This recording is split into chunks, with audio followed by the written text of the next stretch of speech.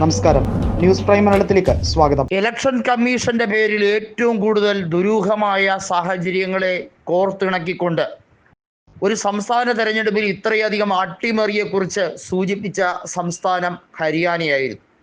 എന്നാൽ അതിന് തൊട്ട് പിന്നാലെ മഹാരാഷ്ട്രയുടെ കാര്യവും അതിശക്തമായി തന്നെയാണ് ഇന്ത്യ മുന്നണി ഉന്നയിച്ചത്.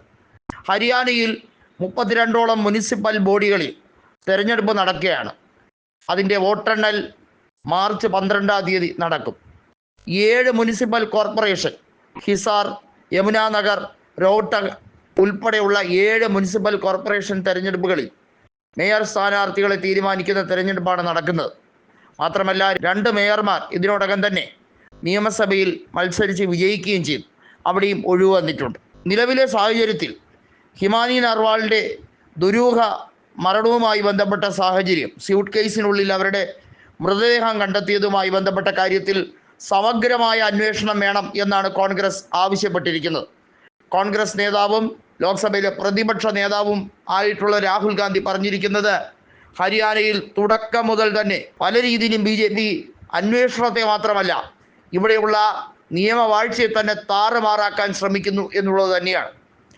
അവിടെ ഇലക്ട്രോണിക് വോട്ടിംഗ് മെഷീനുമായി ബന്ധപ്പെട്ട കാര്യത്തിൽ VVPAT നിർത്താനാണ് സംസ്ഥാന ഇലക്ഷൻ കമ്മീഷൻ ഏകപക്ഷീയമായി തീരുമാനമെടുത്തത്. ഇത് സംയുക്തമായ പാർട്ടി സമ്മേളനം വിളിച്ചു ചേർക്കാതെയാണ് ഇത്തരമൊരു നിലപാടിലേക്ക് എത്തിയത്. സാധാരണയായി സംസ്ഥാന തെരഞ്ഞെടുപ്പ് കമ്മീഷൻ അതത് സംസ്ഥാനങ്ങളിലെ സിവിക് പോൾസ്, അതായത് ലോക്കൽ ബോഡി ഇലക്ഷൻ നടത്തുമ്പോൾ അവിടുത്തെ അംഗീകൃത സംസ്ഥാന പാർട്ടികളുടെ പ്രതിനിധികളെ വിളിച്ച് കൂട്ടായ ചർച്ച നടത്താറുണ്ട്. അത് സ്വാഭാവികമാണ്. അത്തരമൊരു ചർച്ച പോലും ഹരിയാനയിൽ നടന്നിട്ടില്ല എന്ന് ഓർക്കുമ്പോൾ അവിടെ എന്തുമാത്രം ആധിപത്യം BJP സ്ഥാപിച്ചെടുക്കാൻ ശ്രമിക്കുന്നു എന്നുള്ളതിൻ്റെ വ്യക്തമായ തെളിവ് കൂടിയാണ് ഇത്. 2024 നിയമസഭാ തെരഞ്ഞെടുപ്പ് നടന്ന ഹരിയാനയിൽ വൻ അട്ടിമറിയാണ് അവിടെ നടന്നത്. 47 സീറ്റുകളാണ് BJP സഖ്യം വിജയിച്ചതെങ്കിലും അവിടെ നയാബ് സിംഗ് സൈനിയുടെ നേതൃത്വത്തിലുള്ള ഭരണം 6 മാസമാകും മുമ്പ് തന്നെ നിയമവാഴ്ചയെ അട്ടിമറിക്കുന്ന രീതിയാണ് അവിടെ കാണാൻ കഴിയുന്നത്.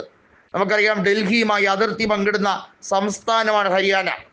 തുടക്കം മുതൽ തന്നെ അവ്യക്തമായിട്ടുള്ള പല കാരണങ്ങളാലും തെരഞ്ഞെടുപ്പുമായി ബന്ധപ്പെട്ട കാര്യത്തിൽ വോട്ടിംഗ് മെഷീനിൽ തിരിമറി നടത്തിയിട്ടുണ്ട് എന്നുള്ള ഗുരുതരമായ ആരോപണം നിലനിൽക്കെ തന്നെ പേപ്പർ ബാലറ്റ് സംവിധാനം മുനിസിപ്പൽ തെരഞ്ഞെടുപ്പിലെങ്കിലും നടപ്പാക്കേണ്ടതിൻ്റെ അനിവാര്യത ഭൂവിന്ദർ സിംഗ് ഹൂഡയും ശൈലജകുമാരിയും ആവശ്യപ്പെട്ടതാണ്.